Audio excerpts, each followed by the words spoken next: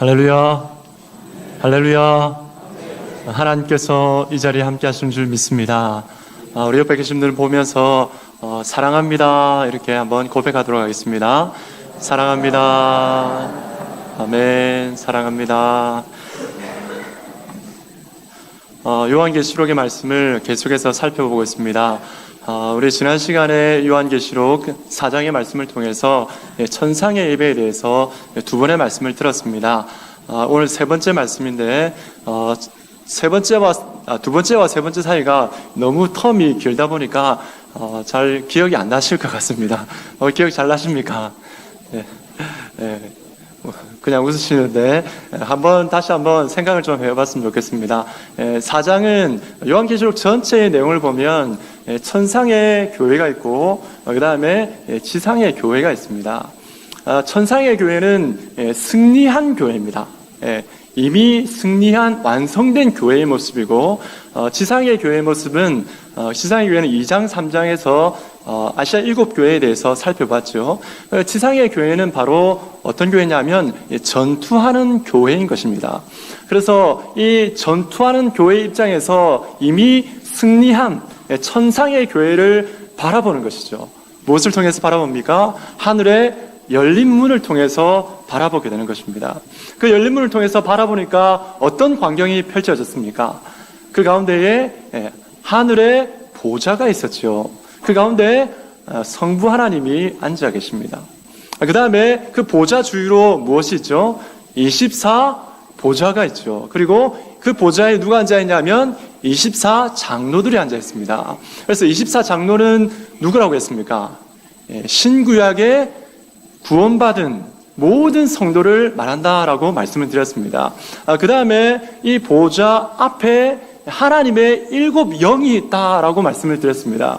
하나님의 7영은 7천사를 말하는 것이 아니라 하나님의 7영은 7은 완전수이기 때문에 성령 하나님을 말씀합니다. 그래서 성부 하나님이 앉아 계시고 성령 하나님이 그 앞에 계시죠.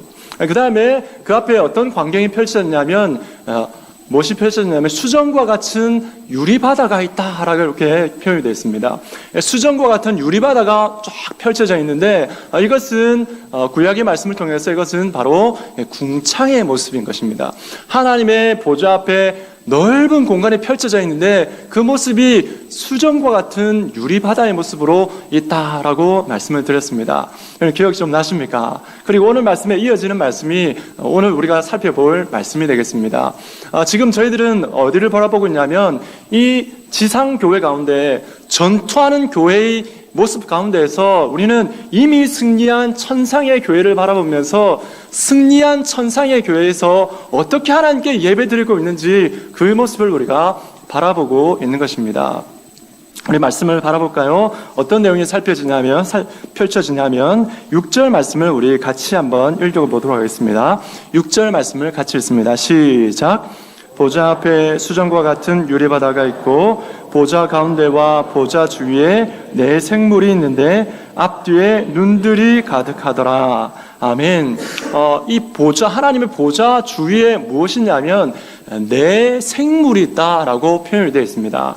그리고 그 네 생물 앞뒤로 무엇이 가득합니까? 눈들이 가득하다라고 표현되어 있죠.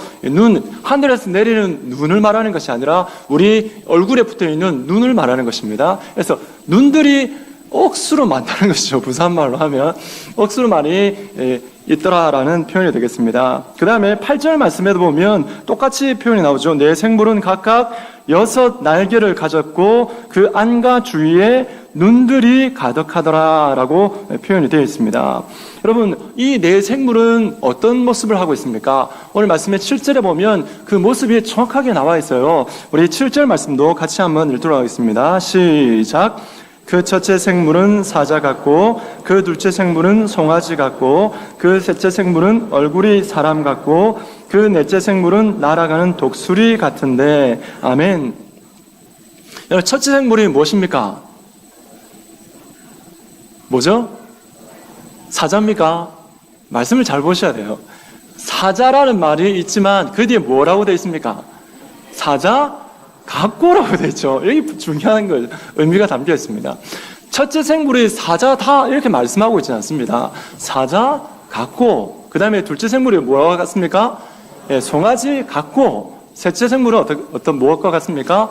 사람 같고, 그렇죠. 그 다음에 넷째 생물은 날아가는 독수리 같더라라고 표현되어 있습니다. 그러니까 이 네 생물이 실제로 이 네 동물이라고 표현하는 것이 아니라 요한계시록은 바로 묵신문학적인 표현에 의해서 이것을 그 동물들을 의미하는 것이 아니라 상징적인 그런 의미가 담겨 있다라는 것을 우리는 다시 한번 확인할 수가 있는 것입니다.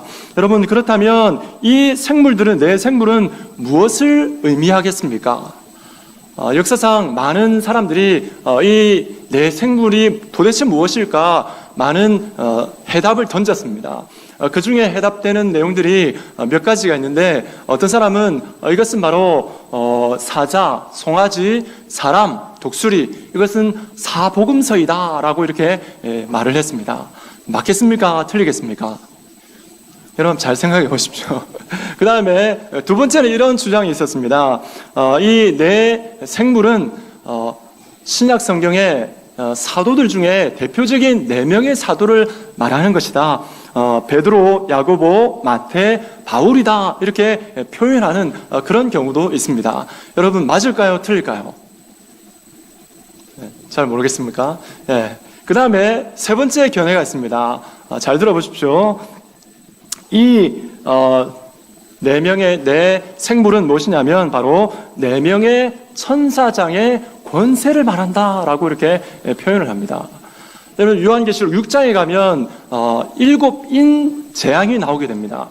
7인 재앙이 나오는데 첫째 인을 탁 떼니까 첫째 생물, 여기에 표현되어 있는 첫째 생물이 나와서 오라! 라고 외칩니다. 외치니까 어떤 말이 나오냐면 그 가운데에서 흰 말이 나와서 하나님의 심판을 행합니다.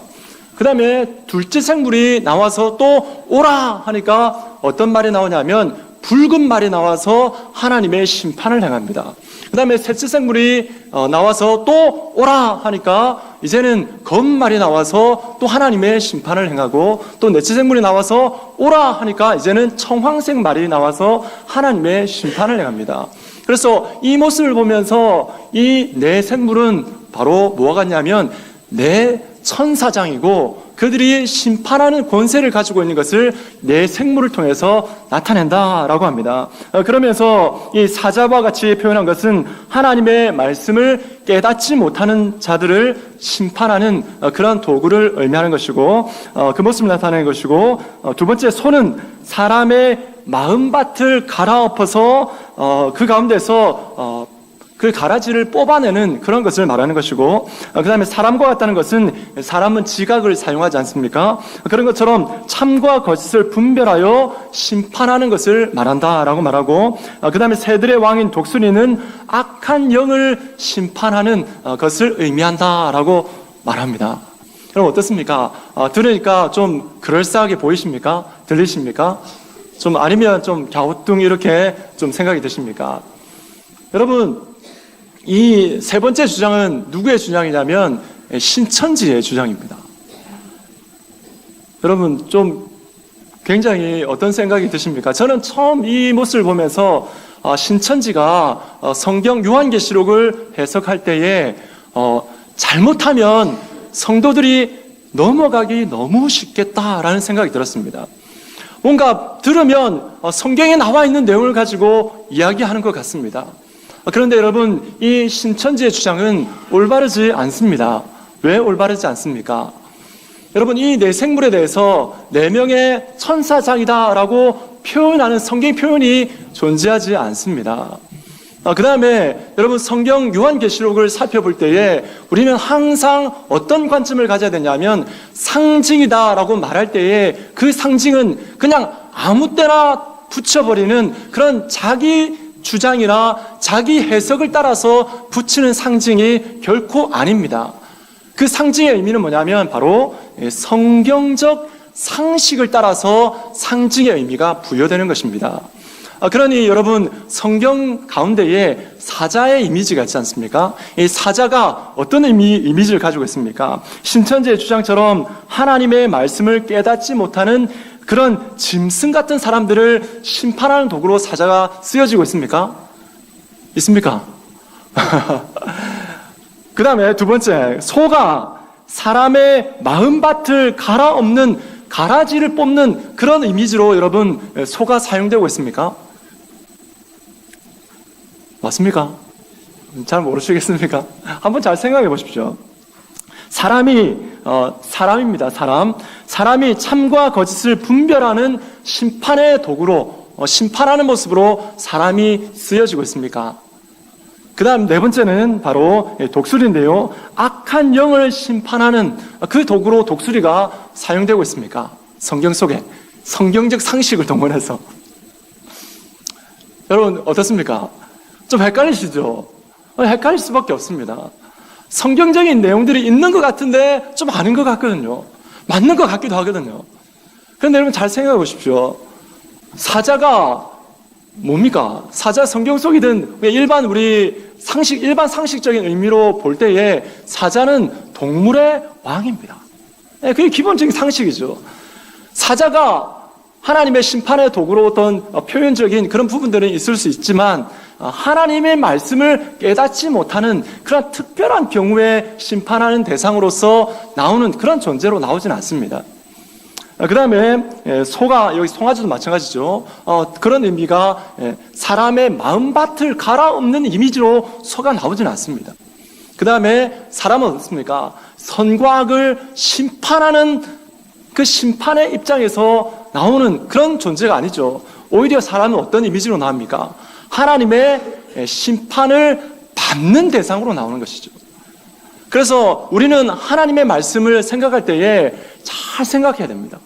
하나님 말씀을 어떻게 해석을 하고 분별하느냐, 그것은 바로 우리는 하나님 앞에 이 말씀을 바라보면서 성경적인 상식의 수준에서 하나님 말씀을 해석할 수 있어야 되는 것입니다. 그래서 여러분, 신천지의 주장은 올바르지 않습니다. 그렇다면 여러분, 이 내생물은 어떤 의미가 담겨 있고 이들의 모습은 무엇을 의미하는 것일까요? 이 내생물의 모습과 행하는 모습들은 바로 하나님 앞에 천사들의 무엇을 말하냐면 바로 속성을 의미하는 것입니다. 천사들의 속성이 이런 모양으로 나타나고 그들이 행하는 어떤 행동으로 나타나는 것을 볼 수 있습니다. 여러분, 요한계시록을 쭉 살펴보면 어떤 이미지가 나오냐면 요한계시록의 모든 대표적인 그런 상징들을 보면 그것이 그냥 요한계시록에 처음 나오는 그런 단어나 그런 표현이 아닙니다. 요한계시록에 나오는 모든 대부분의 상징들은 바로 구약 성경에 이미 한번 언급되었던 그 내용들을 가지고 설명을 하는 것입니다. 그래서 요한계시록을 해석할 때에 성경적 상식의 수준에서 우리는 요한계시록을 해석할 필요가 있는 것입니다. 말이 좀 어렵죠. 그렇기 때문에 여러분 성경을 많이 읽으셔야 돼요. 많이 읽으시면 이 내용들이 연결되어서 이해가 될 수가 있는 것입니다. 여러분, 그렇다면 오늘 이 네 생물은 구약의 어디에 있는 말씀을 가지고 온 것일까요? 바로 에스겔의 1장 말씀입니다. 에스겔 1장의 말씀에 보면 이 네 생물에 대해서 기록이 되어 있어요. 1장 10절부터 21절 말씀에 보면 몇 가지 특징이 있는데 그 첫 번째는 뭐냐면 오늘 말씀에 나온 것처럼 날개가 달려있는 거예요. 이 네 생물에 날개가 달려있는데 오늘 요한계시록에는 6날개가 있다라고 표현되어 있고 에스겔에는 두 쌍으로 되어 있는 연이어 있는 날개가 있다라고 표현이 되어 있습니다. 그러면서 에스겔 1장 12절 말씀에 보면 이렇게 표현되어 있습니다. 에스겔 1장 12절 말씀을 같이 읽겠습니다. 시작. 영이 어떤 쪽으로 가면 그 생물들도 그대로 가되 돌이키지 아니하고 일제히 앞으로 곧게 행하며. 아멘. 여러분, 날개를 가지고 뭘 합니까? 날개를 가지고 날아다니죠, 그죠? 날아다니는데 그냥 아무 때나 날아다니는 것이 아니죠. 가고 싶은 대로 날아가는 것이 아니라 무엇을 따라갑니까? 오늘 말씀에 나와 있는 것처럼 영이 어느 쪽으로 가면 그쪽으로 간다라고 되어 있습니다. 이 영은 바로 성령 하나님을 의미하는 것입니다. 그러니까 성령 하나님이 인도하는 곳으로 천사들이 뭐 하는 것입니까? 날아가고 있는 것이죠. 우리 하나님께서 명령하시면 그 명령에 즉각적으로 순종해서 날개를 펼쳐서 날아가는, 신속히 날아가는 천사의 속성을 말하는 것입니다. 두 번째, 이 천사의 모습들이 어떻게 나와 있냐면 숯불과 횃불 모양 같다라는 표현이 에스겔의 1장의 말씀에 나와 있습니다. 그러면서 그 천사들의 모습이 숯불과 횃불 같은데 그 생물 사이에서 막 이 오르락내리락 하는 것입니다. 그러면서 14절 말씀에 이런 말씀이 있습니다. 14절 말씀을 같이 읽겠습니다. 시작. 그 생물들은 번개 모양같이 왕대하더라. 아멘. 여러분, 횃불 같은 그 천사의 모습이 무엇과 같이 움직이고 있습니까? 번개 모양같이 왕래하고 있습니다. 번개 모양같이 왕래한다는 게 아주 신속하게 즉각 움직이고 있다는 그런 이미지가 떠오르지 않습니까? 여러분, 천사들이 뭘 하냐면 하나님 말씀이 떨어지면, 하나님 명령이 떨어지면 어떻게 움직이는 것이죠? 번개가 치는 것처럼 즉각적으로 하나님 말씀을 이행하는 그 천사의 속성인 것입니다. 자, 그 다음에 세 번째는 어떻게 나왔냐면 아까 요한계시록에 나와 있던 것처럼 눈들이 가득했다라고 표현이 되어 있습니다. 여러분, 눈이 가득하다라는 그런 이미지는 여러분 어떤 이미지가 담겨 있을까요? 눈이 달려있다는, 눈이 많이 있다는 것은 우선 천사들이 하나님을 대리하여서 어떻게 합니까? 온 세상으로 나아가서 세상에 있는 모든 것을 다 본다는 것이죠. 그 속에 사람 다 눈에 보이는 것이거든, 아니면 사람이 속으로 감추고 있는 것이든 그 모든 것들을 뭐 한다는 것입니까? 그 많은 눈들을 통해서 다 살펴보고 있다라는 그런 의미가 담겨 있습니다. 또 한 가지가 있겠죠.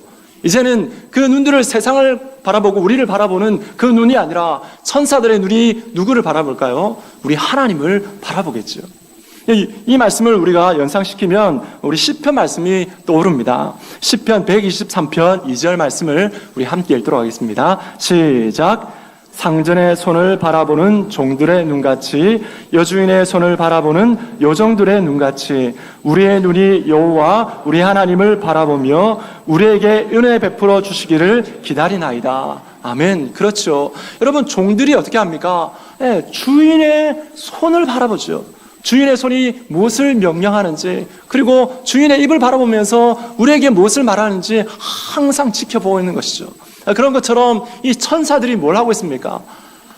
천사들이 주인의 손을 바라보고 주인의 그 입을 바라보고 있는 것입니다. 우리에게 무엇을 말씀하실까? 천사들이 그런 속성을 가지고 있는 것이죠. 그 다음에 네 번째는 뭐가 있냐면, 네 번째는 바퀴들이 많이 있다 이렇게 표현되어 있습니다. 네 생물 주위에 바퀴들이 있다라고 표현되어 있고, 그 모양은 바퀴 안에 바퀴가 있는 것 같다 이런 표현이 나옵니다. 참 말이 어렵습니다. 만들어내기가 너무 어려워요. 그렇기 때문에 여러분, 이 의미는 뭐냐면 바로 어떤 의미가 담겨 있냐면 상징적인 의미로서 우리는 이것을 바라볼 필요가 있습니다. 여러분, 고대나 지금이나 바퀴는 어떤 의미가 있습니까? 바퀴는 뭐죠? 굴러가는 것이죠. 굴러가는 것이고, 어디에 달려 있습니까? 수레에 달려 있죠. 그래서 물건을 막 움직이는 것이죠. 가지고 옮기고 왔다 갔다 하는 것이죠. 그런 도구로 사용되어지는 것입니다. 이것이 성경적 상식의 의미가 되는 것이죠.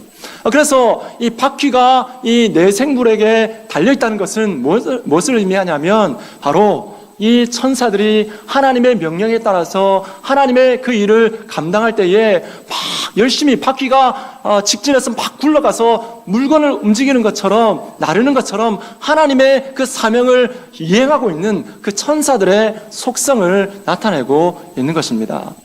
여러분, 이런 표현들이 요한계시록에 가득 들어있죠. 그래서 참 요한계시록을 바라볼 때 참 난해하다, 어렵다라는 그런 생각들을 하게 됩니다. 그러나 여러분, 우리가 이런 표현들을 우리가 잘 안다면, 여러분, 요한계시록은 우리에게 결코 닫혀진 책이 아니라 우리에게 활짝 열려진 하나님의 말씀인 것입니다. 여러분, 요한의 입장에서 보면 참 어려울 것 같아요. 여러분, 2000년 전에 지금도 마찬가지겠지만 이 땅에, 지상에 있는 사람이 저 천상의 세계를 바라볼 때 여러분 얼마나 그 천상의 모습들이 신기하고 놀랍겠습니까? 표현하는 것 자체가 사실 언어의 한계를 느낄 수밖에 없습니다. 여러분 제 손에 지금 무엇이 있습니까? 예, 핸드폰이 있죠. 스마트폰이 있습니다. 여러분 2000년 전에 이게 없었지 않습니까? 만약에 2000년 전에 사람이 이 스마트폰을 보면 뭐라고 표현할까요? 뭐라고 표현하겠습니까?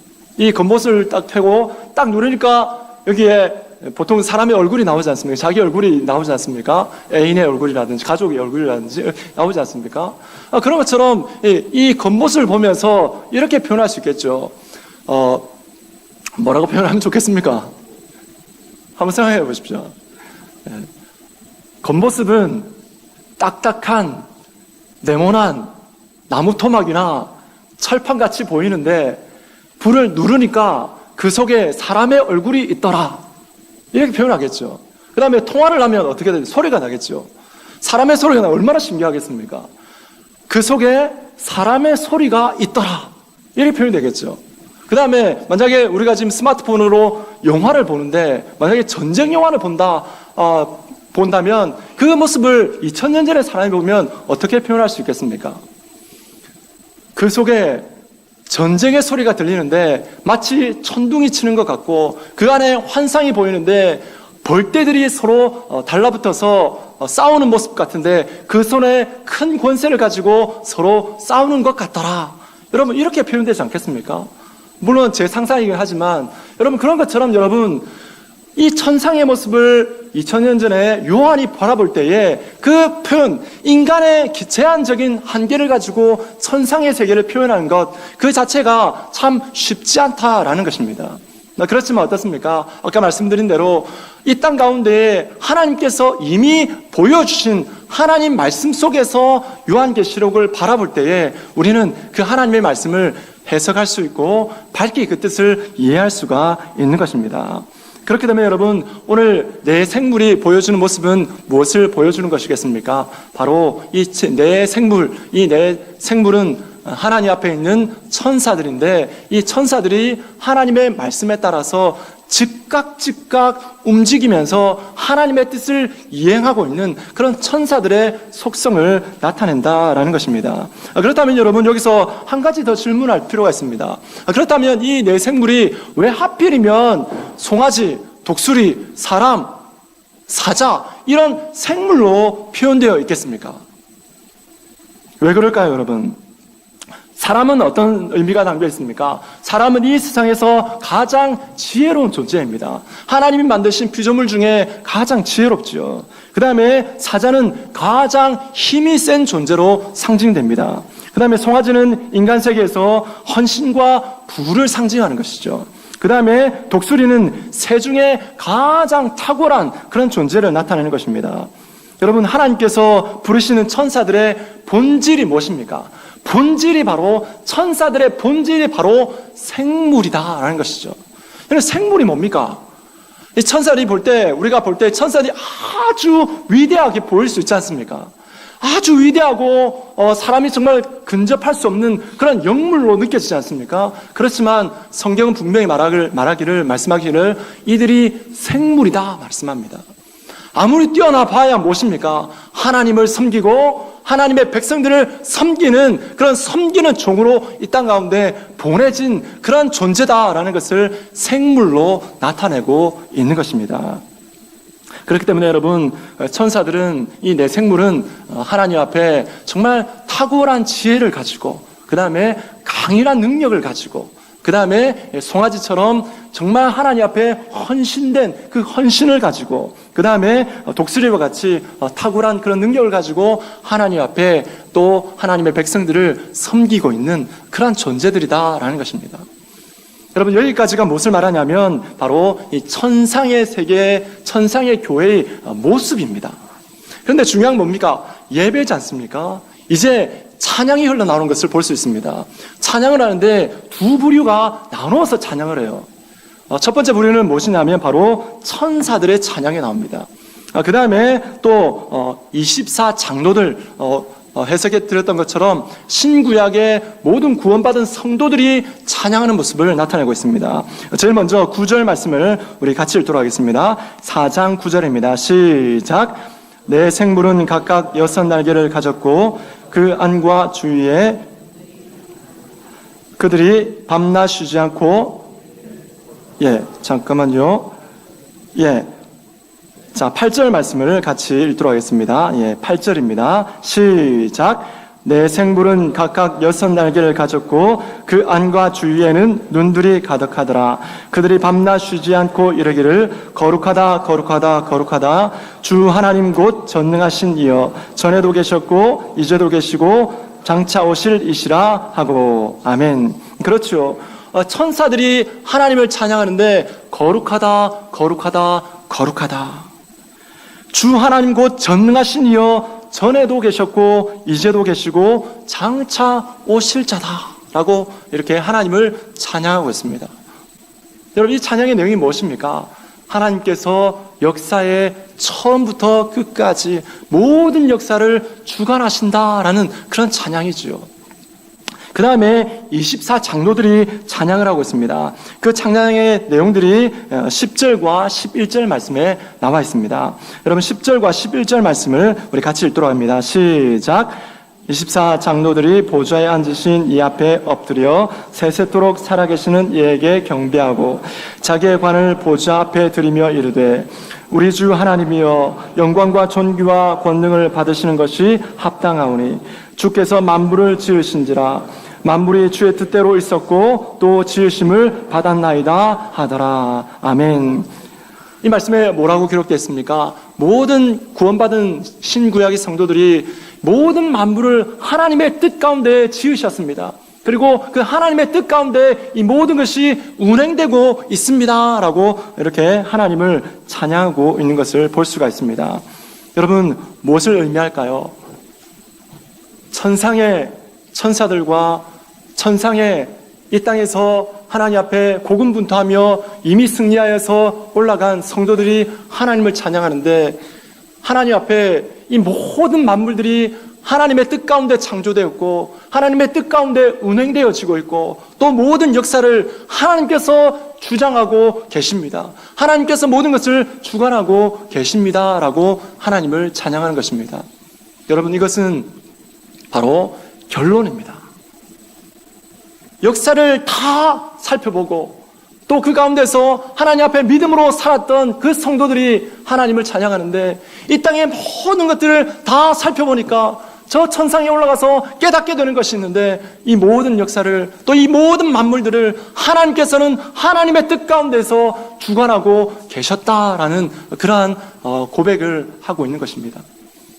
여러분, 우리가 이 땅을 살아갈 때에 이런 경우가 있지요. 내 인생을 살아보는데 어느 날 하나님의 말씀을 보는데 내 인생의 그 고통 가운데 있을 때에 그 고통의 순간에 하나님이 나와 함께 하셨다라는 것이 깨달아질 때가 있죠.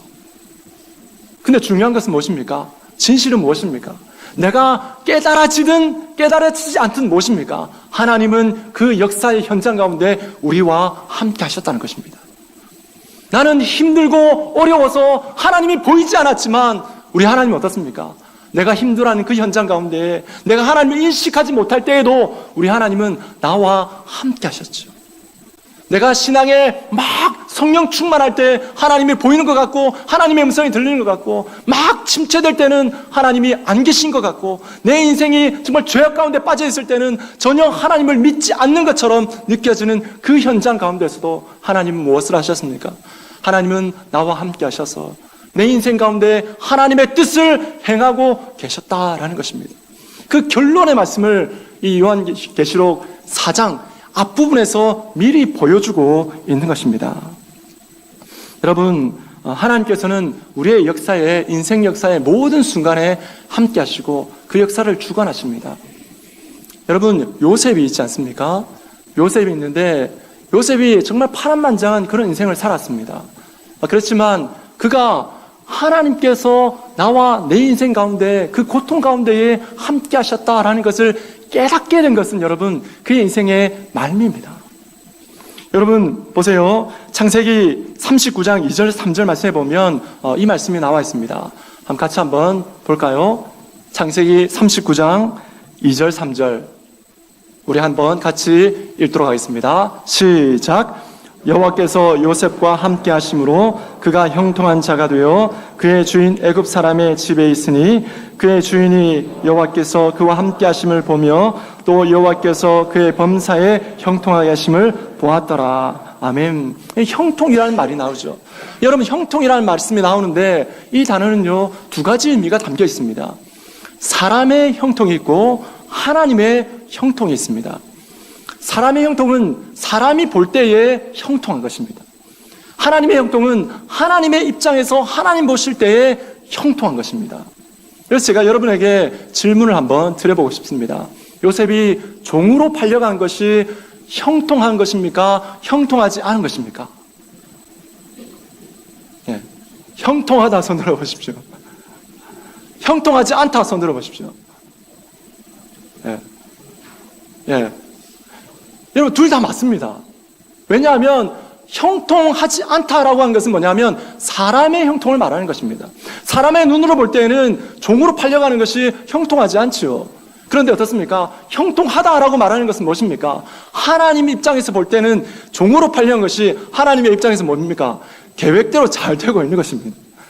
하나님의 전체의 그림을 볼 때는 잘 되고 있는 것입니다. 그래서 여러분, 하나님 앞에 우리는 형통의 의미를 그렇게 깨달아야 되는 것입니다. 요셉이 자신의 험난한 인생 가운데에서 이 하나님의 형통을 경험하지 못하고 인간의 형통 가운데 내 인생이 왜 이럴까? 내 인생에 왜 이렇게 어려움이 많을까? 정말 고민하며 내 인생 가운데 이런 일들이 일어나는 이유가 무엇일까? 고민했을 것입니다. 그런데 그가 이 모든 것을 하나님께서 행하셨다라는 것을 깨닫게 된 그 실마리가 된 때가 언제인지 아십니까? 총리가 되고 나서 7년의 풍년이 있었습니다. 또 7년의 흉년이 시작되었죠. 그 가운데 전국 세계에서 사람들이 양식을 구하기 위해서 몰려왔습니다. 그 가운데 자기 형제들이 왔었죠. 그 형제들이 자기 앞에 무릎을 꿇는 것을 보면서 그때 표현이, 성경은 이렇게 표현되어 있습니다. 창세기 42장 9절 말씀인데 요셉이 그들에게 대하여 꾼 꿈을 생각하고 라고 기록되어 있습니다. 그때에 형들을 바라볼 그때에 요셉이 무엇을 했냐면 그때 하나님이 꾸게 하셨던 그 꿈을 생각했다라고 표현되어 있습니다. 무엇을 말하는 것이죠? 요셉은 그때까지 내 인생 가운데 이런 어렵고 험난한 나의 인생이 왜 펼쳐졌는지 알지 못했습니다. 어렴풋이 추측할 뿐이었죠. 그렇지만 그들이 보였을 때에 하나님의 꿈이 생각났을 그때에 이제는 내 인생 가운데에 왜 이런 일이 일어났는가라는 것을 어렴풋이가 아니라 이제 실타래가 풀어지는 것이죠. 내 인생이 이렇게 일어난 이유를 하나하나 풀려지기 시작하는 것이죠. 그러면서 이 모든 것이 깨달아졌을 때 그때는 시간이 한참 뒤에 있었던 것입니다. 창세기 45장 5절 말씀 우리 같이 한번 읽도록 하겠습니다. 창세기 45장 5절 시작. 당신들이 나를 이곳에 팔았다고 해서 근심하지 마소서, 한탄하지 마소서. 하나님이 생명을 구원하시려고 나를 당신들보다 먼저 보내셨나이다. 아멘.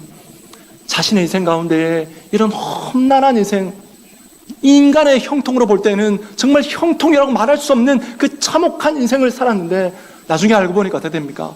내 인생 가운데 이 모든 일들을 주관하신 것은 바로 하나님이시고 그 하나님이 내 인생 가운데 이런 놀라운 일들을 계획하시고 이루어 오셨다라는 것을 고백하는 것이죠. 여러분, 하나님께서 우리와 함께 하십니다. 저 천상에 올라간 성도들은 이 땅에서 자신의 모든 인생을 다 살았습니다. 전투하며 싸웠겠죠. 때로는 낙심도 하고 때로는 승리도 하고 그랬을 것입니다. 그런데 이 땅에 살아갈 때는 깨달아지지 않죠. 내 인생의 모든 인생들이 왜 이렇게 됐는지 깨달아지는 것도 있고 많은 부분이 해결되지 않는 것입니다. 그런데 저 천상에 올라가니까 이제는 다 깨달아지는 것이죠. 하나님이 내 인생 가운데 단 1분이라도 나를 떠나신 적이 없다라는 것을 깨닫게 된 것이죠. 내 인생에 왜 이런 일들이 일어났는지 이제 훤히 보이는 것이죠. 그러면서 하나님 앞에 찬양합니다. 하나님, 이 모든 것을 주관하신 분이 하나님이십니다.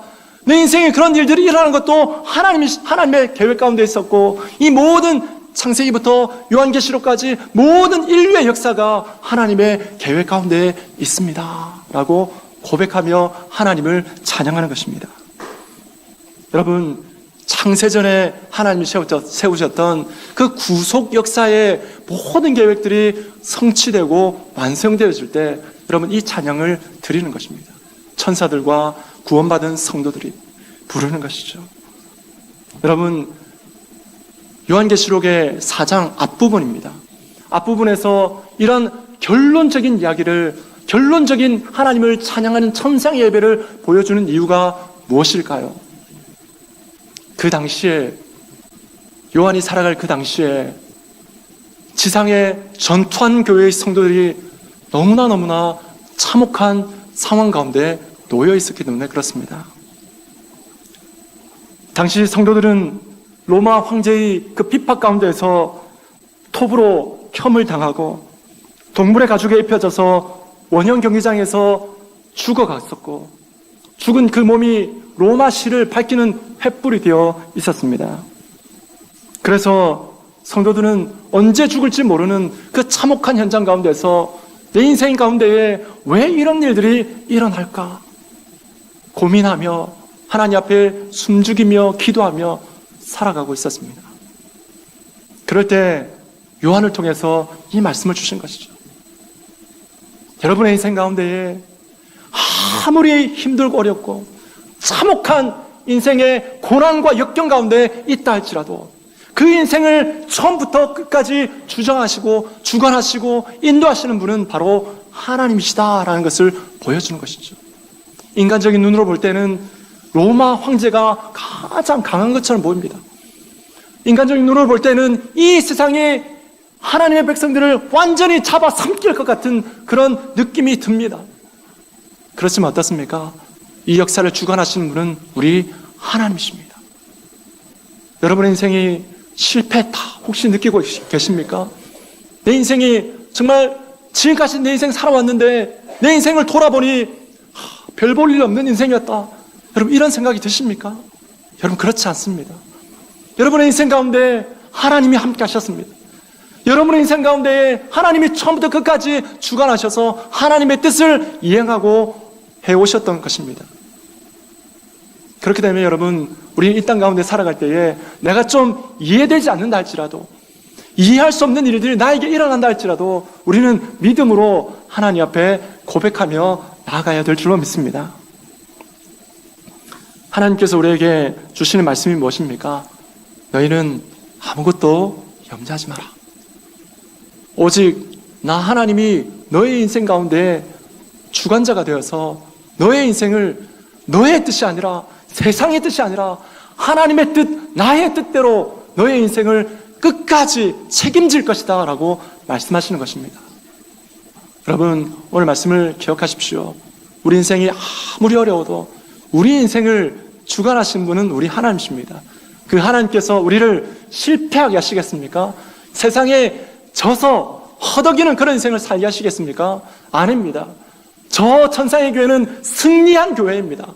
우리 주님은 십자가에서 사탄의 머리를 깨시고 이 세상을 이기신 분이십니다. 우리 주님이 이기셨기 때문에 우리 하나님의 백성, 하나님의 자녀들은 그 예수님처럼 이 땅 가운데 믿음으로 승리하는 그런 삶을 살아가는 것입니다. 여러분, 오늘 말씀을 기억하십시오. 우리 인생이 어렵고 힘든 역경이 찾아올 때 우리를 승리하게 하시는 그 주님을 바라보고 저 천상의 교회의 모습을 바라보고 매일매일 고군분투하지만 그 가운데서 힘겨운 싸움을 싸워 나가지만 그 가운데서 반드시 승리하게 될 것이다 확신을 가지고 끝까지 믿음의 경주를 해나가는 우리 모든 성도님들 되시기를 주님의 이름으로 간절히 축복합니다.